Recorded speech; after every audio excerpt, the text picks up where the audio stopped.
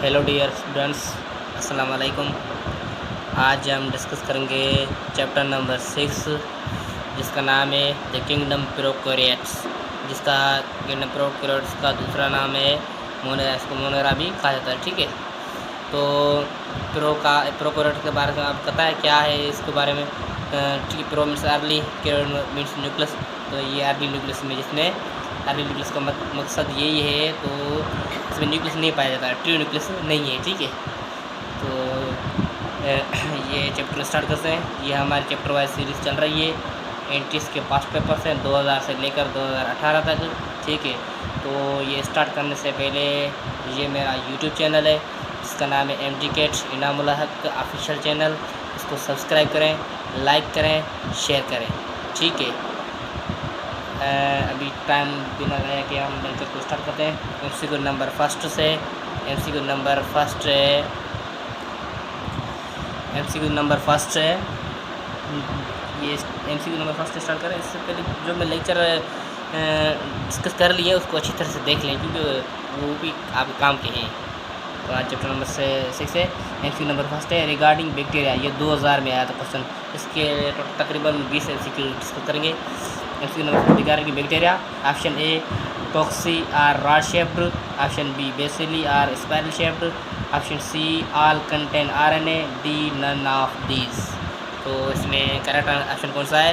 तो correct answer check करने से देखिए, ऑप्शन नंबर ए है कोक्सी आर रॉड शेप्ड। आपको पता है कोक्सी रॉड शेप्ड नहीं है, ये राउंड है। ठीक है, राउंड है। ठीक है, राउंड है और स्पेरिकल शेप भी इसको कहते हैं, स्पेरिकल भी कहते हैं और राउंड शेप भी इसको कहते हैं। ठीक है, तो ये तो ऑप्शन ए तो वैसे इनकरेक्ट हो गया। उसके ऑप्शन नंबर बी है इस बेसिली आर स्पाइरल शेप्ड। ये स्पाइरल शेप नहीं, स्पाइरल शेप्ड वो स्पाइरल है, स्पाइरल चीज से जो वो स्पाइरल शेप्ड है। लेकिन ये ऑप्शन भी इनकरेक्ट है। बेसिली क्या है? रॉड शेप्ड है, जो ऑप्शन नंबर ए में था। उसके बाद option number C all contents RNA। उसके बाद option number D none of these नहीं हो सकता। ऑप्शन नंबर करेक्ट कौन सा? ऑप्शन नंबर करेक्ट सी है, क्यों जो भी बैक्टीरिया उस बैक्टीरिया के पास RNA सबके पास पाया जाता है। RNA सबके पास होता है। ठीक है, DNA भी होता है, RNA भी होता है। ठीक है, RNA ऑल कंटेन RNA, मतलब ऑल बैक्टीरिया कंटेन RNA, तो RNA होता है। ऑप्शन नंबर 2 है रॉड शेप्ड बैक्टीरिया कॉल्ड। ये मैंने आपको पहले क्वेश्चन में बता दिया है। तो ये 2001 में आया था। Option A bacilli, option B plasmodia, option C टॉक्सी, ऑप्शन डी स्पाइरिला। तो इसमें करेक्ट ऑप्शन कौन सा है? आपको पता होगा, ऑप्शन नंबर ए करेक्ट है। क्या ऑप्शन नंबर ए करेक्ट है? उसके बाद MCQ नंबर 3 के बाद ये चैप्टर नंबर प्रोकैरियोट, ये आसान है, इसमें सिंपल क्वेश्चन है। ठीक है, इसलिए मैं फास्ट चल रहा हूँ। ठीक है, एक्सप्लेन करने की ज़रूरत नहीं है, मैंने कोक्सी का बता दिया, आपको स्पाइरल का बता दिया। ठीक है, और एक कालरा होता है जिसमें एक डिजीज़ होती है कालरा, वो बैक्टीरिया कौन सा है? वो वेब्रो कालरा है। ठीक है, और जिसकी वजह से नेमोनिया होता है वो बैक्टीरिया नेमोनियम कोकस है। ठीक है, ये आपको ध्यान में रखना है डिजीज़ के बारे में। उसके बाद क्वेश्चन MCQ नंबर 3 है some bacteria live on dead organic matter, they are called. तो आपको ये 2002 में क्वेश्चन आया था। तो आपको कैसे पता लगना है ये किसकी डेफिनेशन है? आपको कहाँ पर देखना है? यहाँ पे देखना है, डेड ऑर्गेनिक मैटर पर डिपेंड करें। ठीक है, तो option A parasite, option B phages, option C saprophytes, option D none of these, option E symbiotes. तो ठीक है, आपको कैसे पैरासाइट वो जो हार्मफुल हो। ठीक है, आपको पता है ये फेजिस, एक फेज बनते हैं किसमें, ये फेजिस की बात नहीं है। ठीक है, इसके बाद सेप्रोफाइट जिसका करेक्ट आंसर है। ठीक है, क्योंकि डेड ऑर्गेनिक मैटर पर ये डिपेंड करते हैं जो सेप्रोफाइट्स है। ठीक है, उसके बाद D none of these, E symbiote. Symbiote का मतलब क्या है? ये एक बेनिफिशियल है। ठीक है, इसके पास सॉरी इसके पास क्या पाया जाता है? तो एक होता है म्यूचुअलिज्म और दूसरा होता है कमेंसाइलिज्म। म्यूचुअलिज्म का मतलब क्या है? उसमें दोनों को फ़ायदा हो। ठीक है, होस्ट को भी फ़ायदा हो, गोस्ट को भी फ़ायदा हो। ठीक है, तो मतलब दो जो इसमें जानदार फ़ायदा हो लिविंग को। ठीक है, उसके बाद एक होता है कमेंसाइलिज्म का मतलब क्या? उसको किसी एक को फ़ायदा हो और दूसरे को नहीं नुकसान हो ना फ़ायदा हो। तो कमेंसाइलिज्म की डेफिनेशन यही है। तो सिम्बायोट्स आंसर नहीं है, मैंने सिम्बायोट्स के बारे में आपको बता दिया। ठीक है, ऑप्शन नंबर सी करेक्ट। उसके बाद क्वेश्चन नंबर 4 की तरफ जाते हैं। क्वेश्चन नंबर 4 है sexual reproduction in bacteria is taken by. जो सेक्सुअल रिप्रोडक्शन होती है तो वो किसके जरिए होती है? ये 2002 में क्वेश्चन आया था। Option A binary fission, option B conidia, option C conjugation, option D zoospore. तो आपको पता है ज़ूस्पोर है, ये सेक्सुअल रिप्रोडक्शन है, कि कोनिडिया तो ये ट्रामी दूसरा है, ठीक है। उसके बाद बाइनरी फिशन है, ये सेक्सुअल रिप्रोडक्शन। तो आपको पता चल गया आंसर कौन सा करेक्ट है, ऑप्शन नंबर सी करेक्ट है, जिसमें कंजुगेशन हो तो उसमें बताया क्या है, वो सेक्सुअल रिप्रोडक्शन है, ऐसे कंजुगेशन होती है, ठीक है। ये दो बैक्टीरिया में कंजुगेशन होती है, इसको हम सेक्सुअल रिप्रोडक्शन कहते हैं, ठीक है। और बाइनरी फिशन की एक मिसाल तो एक बैक्टीरिया है, उसकी फिशन हो तो क्या वो टुकड़ों में टूट जाए, ठीक है। तो फिशन हो तो उसको हम क्या कहते हैं, बाइनरी फिशन कहते हैं। तो उसको ज़ूस्पोर में, इसका मतलब उसमें स्पोर्स बने, ये ज़ूस्पोर टर्म ही नहीं है, ठीक है। उसके बाद क्वेश्चन नंबर 5 है, cyanobacteria is the typical example of, ये 2002 में आया था, साइनोबैक्टीरिया टिपिकल एग्जांपल किसका है। तो इसमें option number A chlorophyceae, option B cyanophyceae, option C green algae, blue green algae इसको कहते हैं, ठीक है। Option D fungi. तो करेक्ट आंसर इसमें कौन सा है, मैं आपको करेक्ट आंसर बताने जा रहा हूँ, ऑप्शन नंबर सी करेक्ट है, ठीक है। ये आप देख रहे हो क्लोरोफाइकी क्या है, क्लोरोफाइकी ये कि इसमें साइनोबैक्टीरिया में एक टर्म में, जो जैसे हमारी बॉडी में जो फूड स्टोर होता है वो किसकी फॉर्म में होता है, तो फूड स्टोर होता है ग्लाइकोजन की फॉर्म में। और जो प्लांट में जो फूड स्टोर होता है वो किस फॉर्म में होता है, वो स्टार्च की फॉर्म होता है। तो इस वजह से साइनोबैक्टीरिया में जो फूड स्टोर होता है वो किसकी फॉर्म में होता है, वो साइनोफाइकी की फॉर्म में होता है। मैं आपको बुक में से क्लियर करके दिखाता हूँ। तो ये लिखा हुआ है, reserve food in the form of cyanophyceae starch are present. ये साइनोफाइकी स्टार्च को कहते हैं, ये फूड रिजर्व होता है, किस में होता है, ये साइनोबैक्टीरिया में होता है। ये आपको ध्यान में रखना है, ऐसे क्वेश्चन में आ सकता है। तो साइनोबैक्टीरिया में जो फूड रिजर्व होता है वो किस फॉर्म में होता है, ऑप्शन आ सकता है cyanophyceae starch, option B starch, option C cellulose, option D glycogen. तो आपको पता चल जाएगा। तो इसका करेक्ट आंसर कौन सा है, साइनोफाइकी स्टार्च करेक्ट आंसर है, किसके हवाले से, साइनोबैक्टीरिया के हवाले से, ठीक है। उसके बाद एमसीक्यू नंबर 6 की तरफ जाते हैं। द ब्लू पिगमेंट, ये तो आपको पता चल गया, blue pigment found only in blue green algae is option A chlorophyll, option B xanthophyll का कलर कौन सा है, ये आपको मैंने पहले लेक्चर नंबर 4 में बता दिया है, ठीक है। तो आपको पता चल गया। कैरोटिसिस नहीं है, ऑप्शन नंबर डी क्या है, फाइकोसाइनिन्स। तो आपको पता चल गया होगा इसका करेक्ट आंसर कौन सा है, इसका करेक्ट आंसर है फाइकोसाइनिन्स, ठीक है। और क्लोरोफाइल 2-3 किस्मों के होते हैं। मेजर क्लोरोफाइल 2 है, क्लोरोफाइल ए, क्लोरोफिल बी। तो उसके भी कलर है। क्लोरोफिल ए का कलर क्या है वो आपको कमेंट में बताना है, क्लोरोफिल बी का कलर क्या है वो कमेंट में बताना है। और आपको क्लोरोफिल ए का फार्मूला याद करना है, क्लोरोफिल बी का भी फार्मूला याद करना है। और क्लोरोफिल ए और बी में क्या डिफरेंस है वो भी आपको देखना है। बुक में लिखा हुआ है चैप्टर नंबर 11 में। तो अगर हम चैप्टर 11 नंबर में पहुँचेंगे तो वहाँ हम उसको डिस्कस करेंगे, ठीक है। आएगा सामने तो डिस्कस करेंगे। तो डिफरेंस क्या है मैं आपको बता दूंगा, अभी आपको कमेंट में बताना है, ठीक है। तो उसके बाद एमसीक्यू नंबर 7 की तरफ जाते हैं। एमसीक्यू तरफ 7 है, extra circular chromosome present in bacteria is called, option A centrosome, option B centromere, option C plasmids, option number D DNA. तो इसमें करेक्ट आंसर कौन सा है, आपको मैं करेक्ट आंसर बताने जा रहा हूँ। इसका करेक्ट आंसर है option number C plasmid, correct answer है, ठीक है। प्लाज्मिड क्या है, ये एक्स्ट्रा क्रोमोसोम डी है, एक्स्ट्रा होता है क्रोमोसोम पाया जाता है किसमें, बैक्टीरिया में, ठीक है। एक इसका खुद का होता है वो, ठीक है। डीएनए होता है एक साइड में, एक एक्स्ट्रा होता है जिसको हम प्लाज्मिड कहते हैं, ठीक है। ये प्लाज्मिड को हम लेबॉरेटरी में यूज़ करते हैं, बायोटेक्नोलॉजी में आपने स्टडी किया होगा इंटर में, बायोटेक्नोलॉजी। उसमें प्लाज्मिड क्या है, वेक्टर के फॉर्म में होता है, ठीक है। और ठीक है, एक ये एक वेक्टरफेज है, ठीक है। इसके बाद एमसीक्यू नंबर 8 है, process of transforming bacteria from a donor bacterium to a receiver bacterium. ये 2005 में क्वेश्चन आया था। तो option A conjugation, option B transduction, option C transformation, option D progressive mutation. तो इसमें करेक्ट आंसर कौन सा है, आपको मैं करेक्ट आंसर बताने जा रहा हूँ। इसका करेक्ट आंसर है ऑप्शन नंबर ए कंजुगेशन, करेक्ट आंसर है, ठीक है। तो ये ट्रांसडक्शन और ट्रांसफॉर्मेशन में के बारे में आपको बता दूँ। ट्रांसडक्शन और ट्रांसफॉर्मेशन भी आपको टर्म याद रखना है। ये कंजुगेशन का मतलब क्या है, दो बैक्टीरिया के बीच में जो कंजुगेशन हो, कंजुगेशन किसके जरिए होती है, पिलाई के जरिए होती है, ठीक है। पाइली कहते हैं, पिलाई भी कहते हैं, जो आपको टर्म सही लगे, ठीक है, उसके जरिए होती है। और जो ट्रांसडक्शन है, ट्रांसडक्शन का मतलब क्या है, इसी की जो ये रिकॉम्बिनेंट डीएनए टेक्नोलॉजी रिकॉम्बिनेशन होती है, उसको हम रिकॉम्बिनेशन कहते हैं, ठीक है। रिकॉम्बिनेट डीएनए कहते हैं इसको। जो रिकॉम्बिनेशन होती है, जो ट्रांसडक्शन का प्रोसेस है, इसमें क्या थर्ड पार्टी इन्वॉल्व हो, उसमें जो प्रोसेस हो उसका ट्रांसडक्शन कहते हैं, ठीक है। उसके बाद ट्रांसफॉर्मेशन क्या है, ये जो रिकॉम्बिनेशन होती है वो किसके बारे में, इन्वायरमेंट के हिसाब से होते हैं। मैं आपको बुक में भी दिखा देता हूँ क्लियर करके, तो ये लिखा हुआ है, ये टर्म याद करना है, ठीक है। एक मिनट वेट करें, मैं देख लेता हूँ कहाँ पे लिखा हुआ है, ठीक है। तो ये पढ़ा है जेनेटिक रिकॉम्बिनेशन, ये जेनेटिक रिकॉम्बिनेशन है, ये कॉन्जुगेशन प्रोसेस, ये ट्रांसडक्शन, ये ट्रांसफॉर्मेशन। आपको ये भी याद रखना है, कॉन्जुगेशन किसने दिया था, लेडरबर्ग और टेटम ने। और कहाँ ईयर आते भी कभी नहीं आते, ठीक है। अब आपकी मर्जी याद करने करें। उसके बाद ट्रांसलेशन कितने, लेडरबर्ग को जेंडर ने दिया था, ठीक है। उसके बाद ट्रांसफॉर्मेशन किसने दिया था, फ्रेडरिक ग्रिफ्थ ने दिया था, ठीक है। ये देख लें किसकी वजह से हो रहा है, इन्वायरमेंट में, ठीक है। जेनेटिक ट्रांसमिटिंग हो रही है, इसमें जेनेटिक ट्रांसमिशन किसकी वजह से हो रही है, थर्ड पार्टी होगी। यहाँ बैक्टीरियोफेज है, बैक्टीरिया क्या है, थर्ड पार्टी है, वो ये डायरेक्ट बैक्टीरिया, ठीक है। ये आपको अच्छी तरह से याद करना है। उसके बाद MCQ number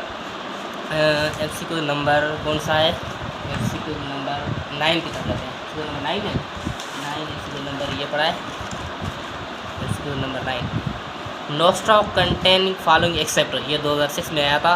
option A Nostoc contain following except, तो इसमें करेक्ट आंसर कौन सा है, option A cellulose, option B ribosomes, option C Golgi apparatus, option D chlorophyll. तो क्या है, Nostoc contain all of the following except. तो इसमें क्या है, इसमें मेम्ब्रेन बाउंडेड ऑर्गेनल नहीं पाए जाते, किसमें, बैक्टीरिया, किसी बैक्टीरिया। नोस्ट्रो क्या है, ये एक एग्जाम्पल है साइनोबैक्टीरिया का, ठीक है। तो बैक्टीरिया है ये, आप याद रखना, जहन में रखना है, तो ये बैक्टीरिया, ठीक है। करेक्ट आंसर क्या है, इसमें मेम्ब्रेन बाउंडेड ऑर्गेनल नहीं पाए जाते, तो इसमें मेम्ब्रेन बाउंडेड ऑर्गेनल कौन सा है, इसमें मेम्ब्रेन बाउंडेड ऑर्गेनल है गोल्जी एपैरेटस इसमें नहीं पाया जाता, ठीक है। राइबोसोम पाया जाता है, सेल्यूलोज पाया जाता है, क्लोरोफाइल पाया जाता है, ठीक है। तो इसमें क्या कौन सा होता है, वो बैक्टीरियो क्लोरोफाइल होता है, जिसको क्लोस्ट्रीडियम वगैरह कहते हैं, ठीक है। उसके बाद एमसीक्यू नंबर 10 है, which structure in bacteria composed of polysaccharides and amino acid that prevent bacteria from antibiotics and increase its pathogenicity. तो आपको पता होगा, बुक में लिखा हुआ है एज इट, आखिरी टर्म को यही देख लें, ये स्टेटमेंट आपको सिर्फ कंफ्यूज करने के लिए दी, आपको ये टर्म देखना है, पैथोजेनिसिटी जो टर्म में वो किस में लिखा हुआ है। तो इसमें करेक्ट आंसर कौन सा है, मैं इसको देखकर आपको बताऊंगा। Option number A flagella, option B capsule, option C cell membrane, option D cytoskeleton, option E none of these. तो इसमें करेक्ट आंसर कौन सा है, मैं करेक्ट आंसर आपको बताने जा रहा हूँ। करेक्ट आंसर है कैप्सूल, आप देख लेना ये करेक्ट आंसर, इसमें क्या है, कैप्सूल करेक्ट आंसर है, ठीक है। उसके बाद एमसीक्यू नंबर 11 है, which of the following is a bacterial disease, ये 2007 में आया था, ठीक है। ऑप्शन ए लेशमिनिसियासिस, ऐसे किसे लिखा हुआ है ऑप्शन। उसके बाद ऑप्शन बी है tetanus, option C measles, option D polio. तो इसमें करेक्ट आंसर कौन सा है, जो डिजीज़ बैक्टीरिया की वजह से होती है वो डिजीज़ कौन सी है, वो डिजीज़ है टेटनस है। टेटनस किसकी वजह से होती है, तो बैक्टीरिया की वजह से ये इंटर में ये डिजीज़ का डिस्कस की हुई है, ठीक है। उसके बाद एमसीक्यू नंबर, ये तो मीजल्स से पोलियो ये वायरल डिजीज़ है, ठीक है। उसके बाद क्वेश्चन नंबर 12 है, the photogenic bacteria transfer DNA material to another bacterium by ये 2008 में आया था। Option A transduction, option B transformation, option C conjugation, option D all of the above. तो इसमें करेक्ट आंसर कौन सा है, मैं करेक्ट आंसर बताने जा रहा हूँ। आप correct answer option number D all. क्या कह रहा है, ये फोटोजेनिक बैक्टीरिया जिसमें ट्रांसफर हो डीएनए की ट्रांसफरिंग हो प्रोसेस के, ये इसी तीनों प्रोसेस के जरिए होती है, ठीक है। ट्रांसफॉर्मेशन, ट्रांसडक्शन, वो आपको पता है तीनों के जरिए होती है, ठीक है। क्वेश्चन नंबर 13 ये 2009 में क्वेश्चन आया था, the reaction involve in the chemotrophic nutrition.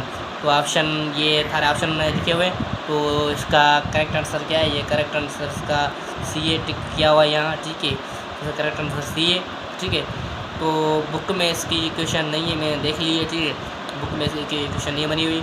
अगर यहाँ फोटोसिंथेटिक बैक्टीरिया लिखा होता तो या फोटोसिंथेटिक न्यूट्रिशन होती, तो हम इसका करेक्ट आंसर कौन सा करते हैं, करेक्ट आंसर इसका ऑप्शन नंबर बी होता, ठीक है, इस टी बी होता। लेकिन यह कीमोट्रोपिक लिखा है, इसकी क्वेश्चन नहीं है बुक में, कीमोट्रोपिक और कीमोसिंथेटिक बैक्टीरिया। तो इसका करेक्ट आंसर ये कहीं रेड स्पॉट बुक से या किसी और बुक से उठाया गया क्वेश्चन है, ठीक है। तो इसका करेक्ट आंसर सी है। अगर यहाँ इधर फोटोसिंथेटिक आ जाए तो आपको करेक्ट आंसर कौन सा करना है, बी इसका करेक्ट आंसर करना है, ठीक है। ये आपको सही में रखना है, ठीक है। उसके बाद MCQ नंबर 14 की तरफ जाते हैं।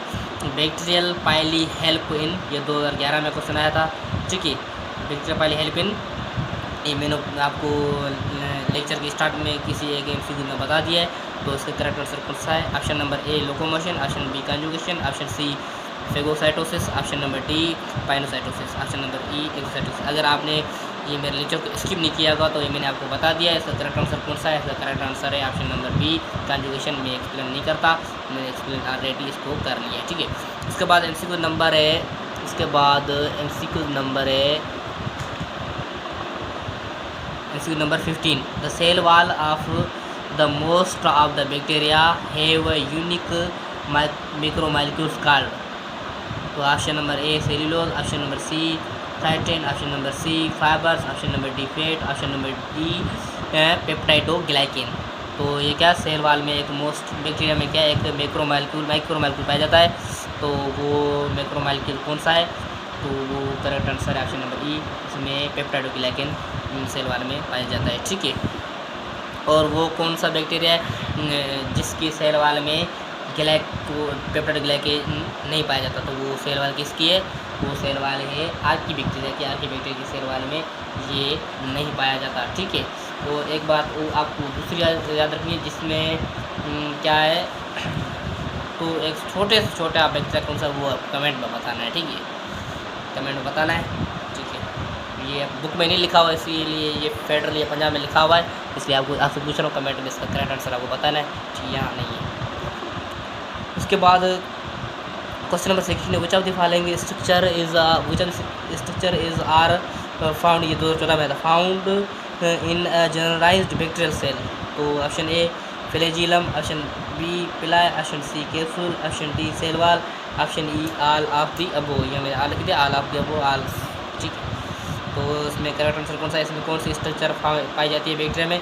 फ्लैजिला पाया जाता है, पिलाई पाया जाता है, कैप्सूल पाया जाता है, सेल वाल भी पाया जाती है, all of the above all पाया जाता है, ठीक है। ऑप्शन नंबर ई करेक्ट।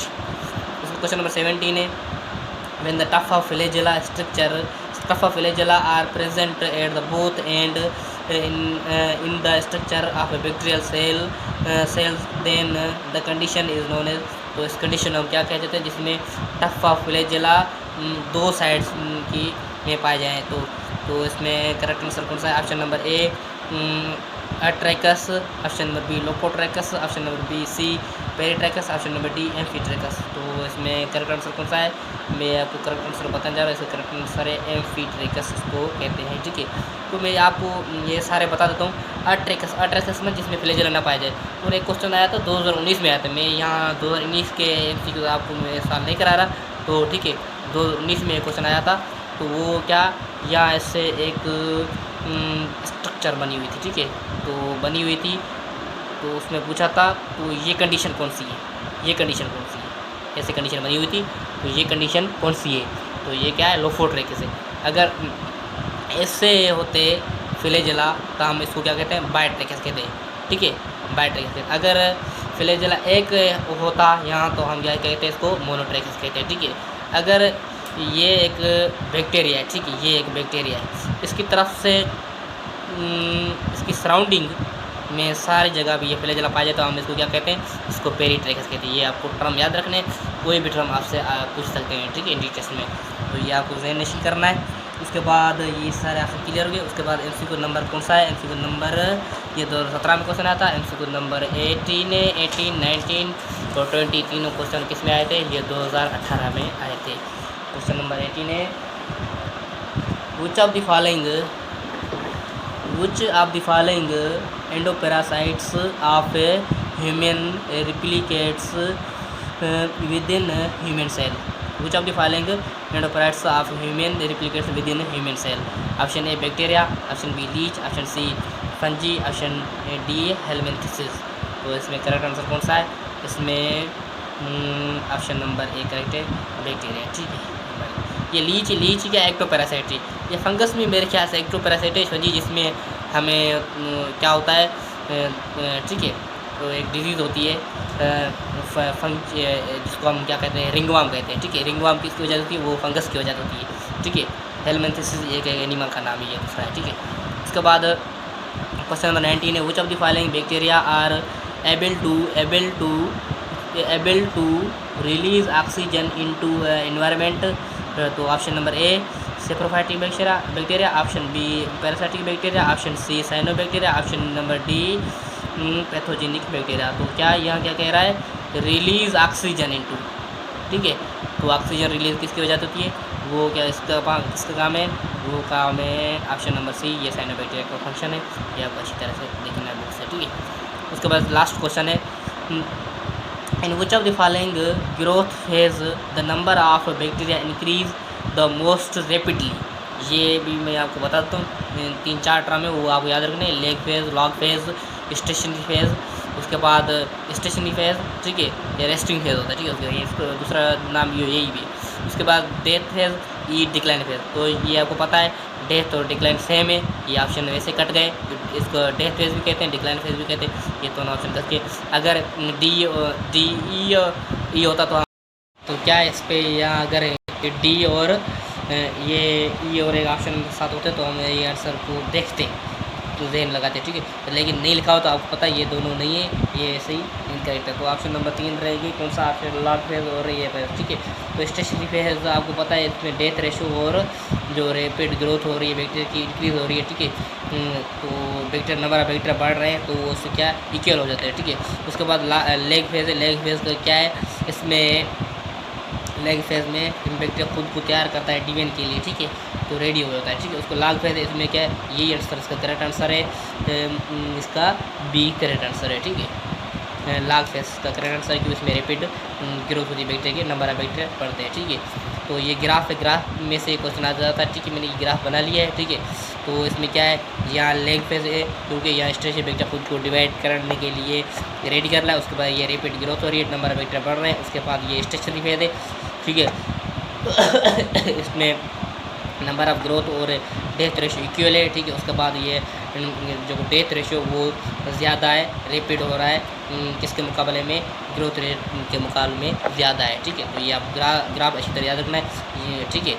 तो इस ग्राफ में से क्वेश्चन आ सकता है, अगर क्वेश्चन को मिस्टेक करना चाहे तो ये इसमें आप कैसे दे सकते हैं, ए बी सी और ये डी दे सकते हैं। तो पूछ सकते हैं इस ऑप्शन कौन सा ये ग्राफ में कौन सा टर्म में कौन सा अल्फ़ाबेट जो शो कर रहा है, इसमें या रैपिड ग्रोथ हो रही है या कुछ हो रहा है या क्या हो रहा है, या स्टेशनरी फेज की किसी भी डेफिनेशन दे ग्राफ से ये इस ग्राफ में डिनोट करके पूछ सकते हैं, ठीक है। तो ये चैप्टर क्लियर हो गया, तो इतना काफ़ी है। इसके बाद चैप्टर नंबर 7 की तरफ जाएंगे। तो ओके, अल्लाह हाफ़िज़।